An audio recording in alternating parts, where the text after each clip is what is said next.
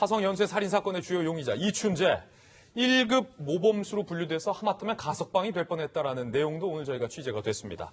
그리고 이춘재가 줄곧 화성에서 살아왔는데 경찰이 이를 놓쳤던 것도 오늘 새롭게 드러났습니다. 하나하나씩 이야기 살펴보시죠. 먼저 가장 궁금한 건 지금까지 화성 연쇄 살인 사건을 수사했던 과거 수사팀이 주요 용의자의 혈액형으로 꼽았던 혈액형은 B형인데 지금 경찰이 지목한 이춘재의 혈액형은 O형이라는 점에 논란이 되고 있습니다. 함께 보시죠.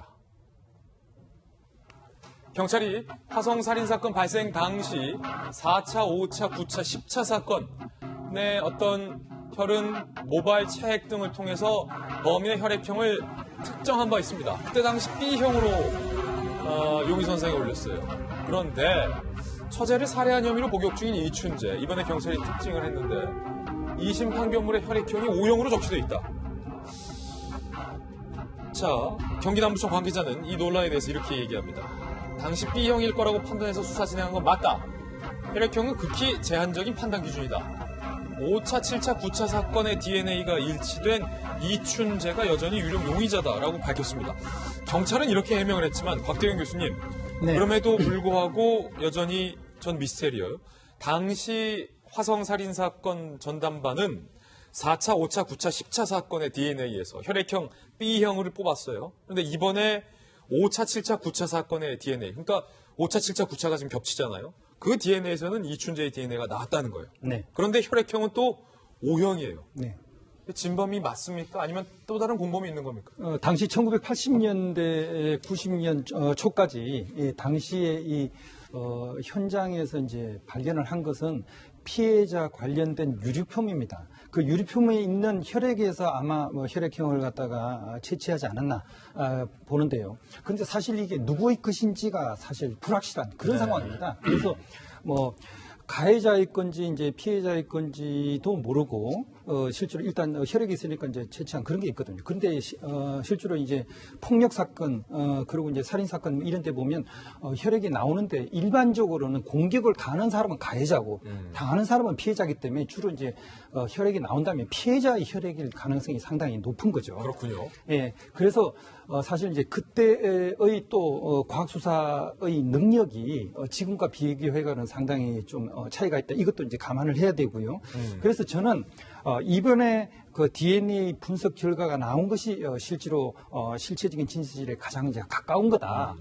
그래서 이번 같은 경우는 교도소에 있는 사람이 교도소 안에 있는 상태에서 혈액을 채취를 해가지고 그래가지고 이제 혈액형을 확인한 거거든요. 그래서 이제 가장 이제 그 확실한 거고 그리고 이제 거기서 나온 DNA하고 이번에 3차, 5차, 7차, 9차 여기 유류품에 있던 유전자 정보를 비교해가지고 동일인이 확인이 됐기 때문에 거의 확실한 게 아닌가 그렇게 보고 있습니다. 예, 이번 이춘재 용의자 특정 소식을 들은 화성시 주민들, 단시 연쇄살인 발생 당시에도 이곳에 사셨던 지역 주민들입니다. 뭐라고 이야기를 했을까요? 저희들이 만나봤습니다.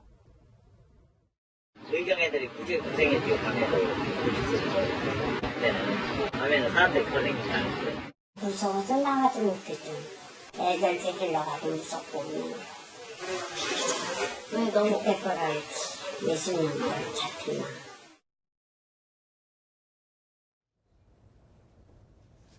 자, 오늘 이춘재 주요 용의자 고교생 때의 실제 사진이 공개됐습니다. 여태까지는 몽따주만 나왔는데 함께 보시죠. 자, 오늘 조선일보에 보도된 사진입니다. 고등학교 시절의 이춘재 사진이 지금 입수가 돼서 공개가 되고 있고요. 자, 옆에 있는 건 그때 당시 사건 당시의 몽따주입니다. 시청자들이 보시기에 어떻습니까? 이춘재가 진범이 맞다면 10대 때부터 화성 연쇄 살인 사건을 저질렀다는 얘기가 되기 때문에 몽타주 당시에 이춘재의 고교 시절 나이는 얼추 비슷한 것 같아요. 여러분들이 보시기에 저 당시 고교생 시절의 이춘재의 모습과 자 그때 당시 경찰이 만들었던 몽타주 어떻게 생각하십니까? 곽대현 교수님, 제가 보기에는 상당히 이제 상당히 일치하게 경찰이 몽타주 잘 만들었어요. 네네. 어떻게 보세요? 예, 저 몽타주만으로도 사실 이제 실제의 사람들을 어느 정도 주변에 있는 사람들, 특히 이제 가족이나 이웃이나 친구들 같은 경우는 좀 알아볼 수 있지 않을까 그렇게 생각하고요.